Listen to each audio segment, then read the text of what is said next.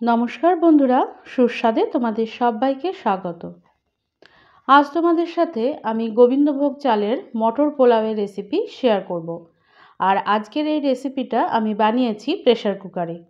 খুব সহজেই তোমরা আমার এই রেসিপিটা ফলো করে প্রেসার কুকারে গোবিন্দভোগ চালের ঝরঝরে মটর পোলাও বানিয়ে নিতে পারবে।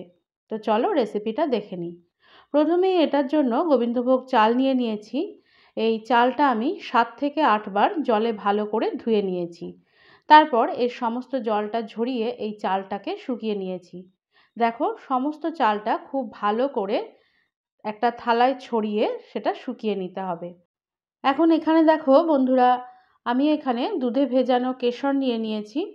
2 চিমটি মতো কেশর আমি হাফ কাপ মতো কুসুম গরম দুধে ভিজিয়ে রেখে দিয়েছি। এবার চলে যাই রান্নার প্রসেসে। তো তার জন্য একটা কড়ার মধ্যে কিছুটা পরিমাণ সাদা তেল নিয়েছিলাম। এখন এর মধ্যে ঘি দিয়ে দিলাম।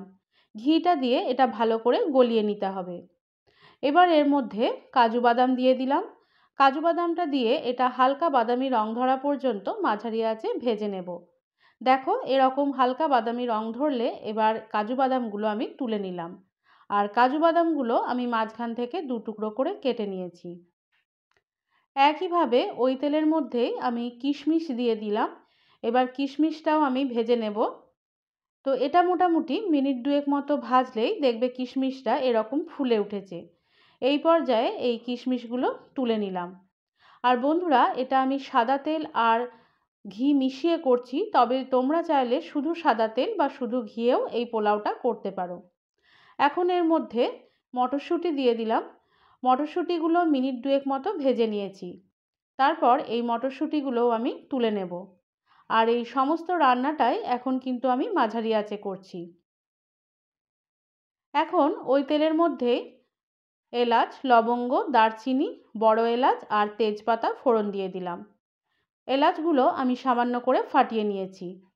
এই ফোড়নটা দিয়ে 20 থেকে 30 সেকেন্ড মতো নাড়াচাড়া করে নেব।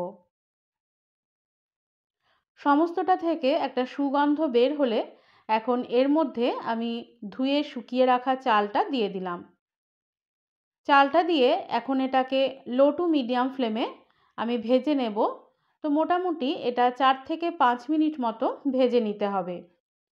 আর এটা কিন্তু সমানেই নাড়াচাড়া করে যেতে হবে।